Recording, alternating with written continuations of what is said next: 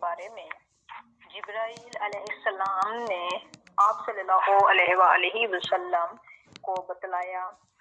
یہ آپ صلی اللہ علیہ وآلہ وسلم کی امت کے وہ لوگ ہیں جن کے پاس پاک اور حلال عورتیں تھیں، لیکن وہ ان کو چھوڑ کر بدکار عورتوں کے پاس جاتے تھے، یا یہ وہ عورتیں تھیں جن کے خاوند تھے لیکن وہ ان کو چھوڑ کر بدکار مردوں کے پاس جاتی تھیں۔ سود کھانے والوں کا انجام آپ صلی اللہ علیہ وآلہ وسلم کو یہ دکھایا گیا کہ وہ خون کے دریا میں تیر رہے تھے اور پتھر نگل رہے تھے۔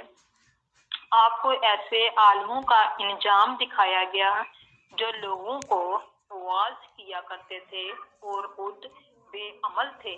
ان کی زبانیں اور ہونٹ لوہے کی کینچیوں سے کاٹے جا رہے تھے اور جیسے ہی کٹ جاتے تھے فوراً پیدا ہو جاتے تھے اور پھر اسی طرح کاٹتے جانے کا عمل شروع ہو جاتا تھا، یعنی انہیں ایک لمحے کی بھی مہلت نہیں مل رہی تھی۔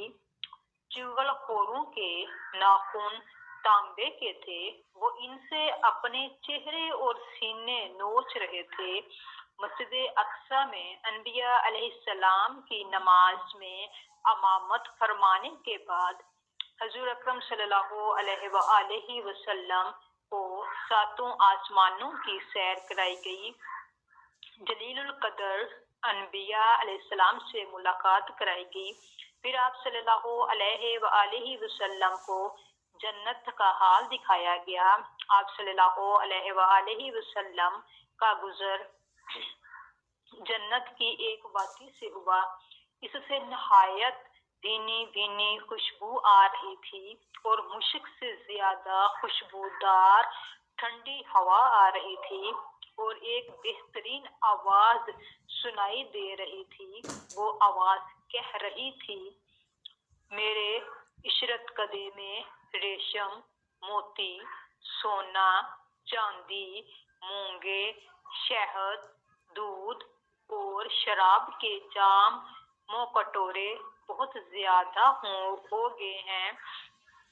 اس پر اللہ تعالیٰ فرما رہے ہیں، ہر وہ مومن مرد اور عورت تجھ میں داخل ہوگا جو مجھ پر اور میرے رسولوں پر ایمان رکھتا ہو، میرے ساتھ کسی کو شریک نہ ٹھہراتا ہوگا، نہ مجھ سے بڑھ کر یا میرے برابر کسی کو مانتا ہوگا۔